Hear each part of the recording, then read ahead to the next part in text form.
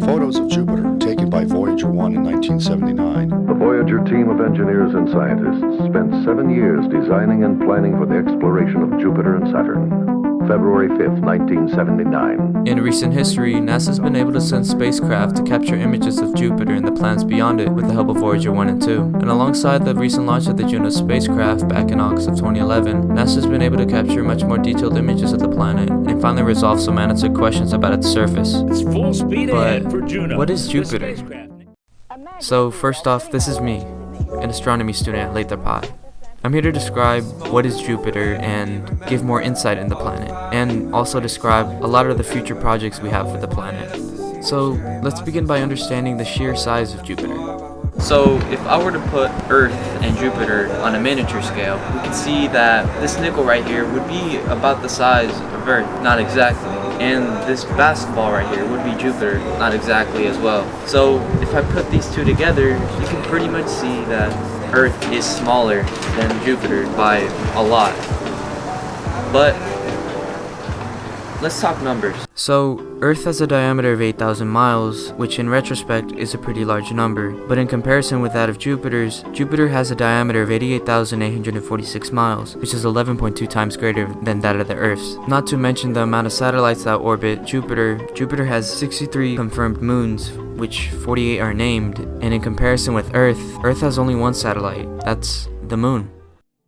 Jupiter is known to be the largest planet in our solar system, but Jupiter is still small compared to the Sun. You could fit 1,000 Jupiters inside the Sun. Still, this isn't massive enough to be a star. Stars have to have enough mass to get hot enough inside to spark thermonuclear fusion reactions. These sorts of reactions produce energy, and that's what makes a star shine. Jupiter would have to have 80 times more mass than it does now in order to ignite its interior and shine as stars do. If it had this extra mass, the thermonuclear fusion reactions in its interior would cause it to shine. Since that'll never happen, you sometimes hear people call Jupiter a failed star. But Jupiter and the Sun do share similarities in their composition. They're both made out of helium and hydrogen, and a mixture of other gases. These gases are swirling in Jupiter, all going east or west, and even creating a large enough storm to engulf Earth altogether. The Great Red Spot, as we call it, is a distinct feature in Jupiter today. When Galileo first discovered Jupiter in 1610, the spot was not observable due to the fact that the technology for telescopes was very immature and in development. The first sighting of the Great Red Spot is often credited to Robert Hooke, who described a spot on the planet's surface. But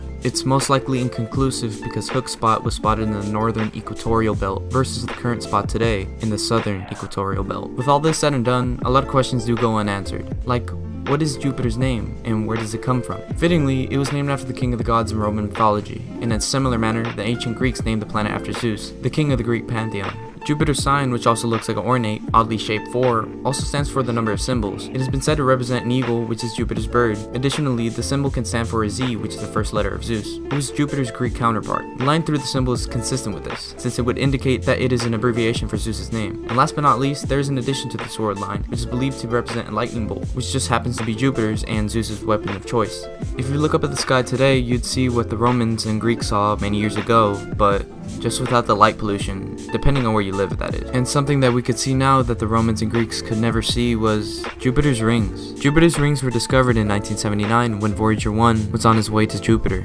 Now these rings are faint and are not visible through an average telescope. These rings don't contain ice, kind of like Saturn's rings. Jupiter's rings are constantly losing material and are being resupplied with new dust from micrometeors, hitting Jupiter's 4 inner moons. Now onto Jupiter's future space missions, which there are none. If you go onto NASA's webpage, you can see that there is absolutely no future space missions. Well, there are a couple space missions going on right now, such as the Juno spacecraft orbiting Jupiter. But now we move on to the conclusion.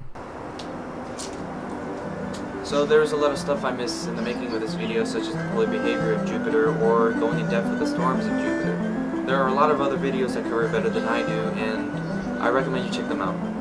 But other than that, I'm going past the 5-minute mark, and that's all the time I have. Thank you. Catch you later.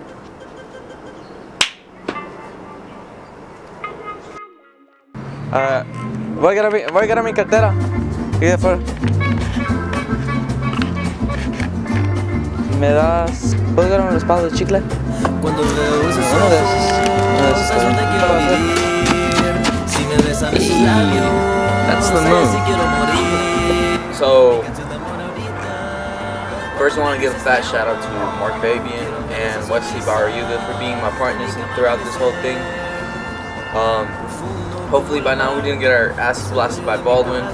Either way, thank you for being my partners and not flaking out on me or anything. But I got nothing else better to say other than keep your eyes on the night sky, don't look at the sun. And hey, that's pretty much it. Catch you later. This is awkward. I'm out. Making money today, baby. Cuando veo esos ojos, ahí es donde quiero vivir. Si me besan esos labios, ahí sí quiero morir. Mi canción de amor ahorita, cuando me dices te amo, quiero ver esa sonrisa en mi cama al amanecer.